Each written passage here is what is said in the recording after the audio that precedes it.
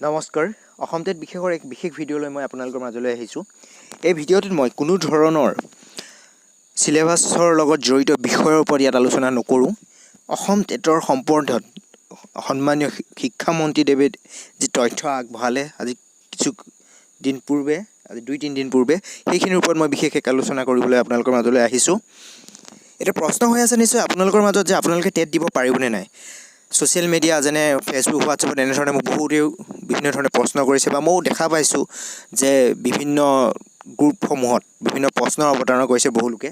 গতিকে মই বিভিন্ন উৎসৰ পৰা পোৱা যি তথ্য, সেই তথ্যৰ ভিত্তিত মই ভিডিঅ'টো প্ৰস্তুত কৰি আপোনালোকলৈ আগবঢ়াইছোঁ। যদিও বা মই কোনো শিক্ষা বিভাগৰ বা অসমৰ শিক্ষা খণ্ডৰ লগত জড়িত কোনো মই বিশেষ ব্যক্তি নহয়। আচলতে টেটৰ বাবে যোগ্য হ'বৰ কাৰণে আপোনালোকে নিশ্চয় জানে যে বি এড আৰু ডি এল এডৰ যথেষ্ট প্ৰয়োজনীয়। কিন্তু বৰ্তমান সময়ত যিসকলে B Ed D L Ed অধ্যয়ন নকৰাকৈও পাৰ্চিং বা এপিয়াৰিং বুলি দি টেট পৰীক্ষাৰ বাবে এপ্লাই কৰিছে, সেইসকলে নিশ্চয় টেট পৰীক্ষাত অৱতীৰ্ণ হ'ব নোৱাৰিব। আৰু সিদ্ধাৰ্থ ভট্টাচাৰ্য যিজন অসমৰ সন্মানীয় শিক্ষামন্ত্ৰী, তেখেতেও স্পষ্ট কৰি দিছে যে যিসকলে ভুৱা ৰচিদ বা ভুৱা তথ্যৰে শিক্ষকতাৰ এই পদৰ বাবে আবেদন কৰিছে, তেওঁলোকক কোনো পধ্যে বা তেওঁলোকক বৈধ হিচাপে গণ্য কৰা নকৰিব। আৰু কিয়নো কৰিব, যিসকলে শিক্ষকতাৰ দৰে এক পবিত্ৰ বৃত্তিৰ লগত জড়িত হ'বলৈ লৈ প্ৰথম অৱস্থাতে মিছাৰ আশ্ৰয় লৈছে, তেওঁলোক শিক্ষকৰ বাবে প্ৰকৃততে যোগ্যনে?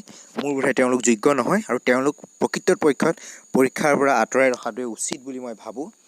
তাৰ পৰিৱৰ্তে যিসকল D L Ed B Ed উত্তীৰ্ণ যোগ্য প্ৰাৰ্থী আছে, সেইসকলৰ যদি সুযোগ দিয়ে, লাগিলে সেয়া ODL মোডতে হওক নাইবা NISৰ মোডৰ পৰাই কৰা হওক, তেওঁলোকক যদি সুযোগ দিয়ে, যথেষ্ট অসমে তেখেতৰ কথাত যুক্তি নথকা নহয়, নিশ্চয় এইটো শুদ্ধ।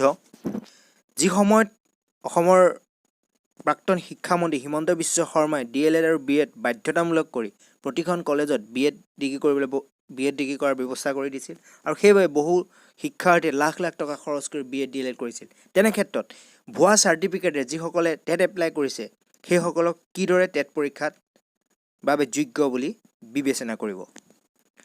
ইয়াৰ পিছতে আৰু এটা প্ৰশ্ন নিশ্চয় আহিছে আপোনালোকে D L Ed B Ed পাঠ্যক্ৰম শেষ যদি নাই হোৱা, তেন্তে আপোনালোকে টেট দিব পাৰিবনে নাই?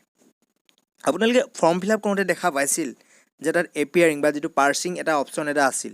সেই অপশ্যনটো অনুসৰি যে যিসকলে বৰ্তমান এডমিশ্যন কৰিছে, তেওঁলোকে নিশ্চয় পৰীক্ষাত অৱতীৰ্ণ হ'ব পাৰিব।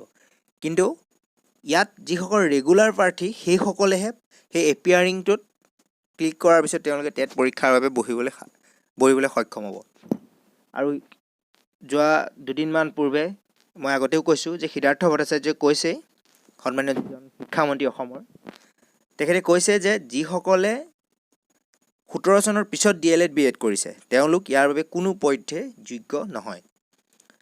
আৰু 2017 চনৰ ছেপ্টেম্বৰ অক্টোবৰ মাহত যিসকল ইন ছাৰ্ভিচ টিচাৰ আছিল, প্ৰাইভেট স্কুলৰ হওক বা চৰকাৰী স্কুলৰ হওক, সকলোকে ODL মোডত বা NISৰ আণ্ডাৰত ডি এল এড কৰা এক বিশেষ সুবিধা প্ৰদান কৰিছিল। সেই সুবিধা যিসকলে গ্ৰহণ কৰিছে, সেইসকলে টেট পৰীক্ষা দিব পাৰিব। কিন্তু ভুৱা চাৰ্টিফিকেটেৰে, ভুৱা জালিয়াতি যিটো নামভৰ্তিৰ ৰচিদেৰে যিসকলে ফৰ্ম ফিল আপ কৰিছে, তেওঁলোকে কোনো পধ্যে টেট পৰীক্ষাত অৱতীৰ্ণ হ'ব নোৱাৰিব। এতিয়া আহক কি পঢ়িব। আপোনালোকে নিশ্চয় সকলোৱে গম পাইছে যে টেটৰ চিলেবাছত কি আছে। সেই চিলেবাছৰ বস্তুসমূহ প্ৰধানত চতুৰ্থ মানৰ পৰা, যিটো আমাৰ সাধাৰণ স্কুল পৰ্যায়ৰ যিটো চতুৰ্থৰ পৰা প্ৰায়বিলাক নৱম দশম পৰ্যায়লৈকে আছে।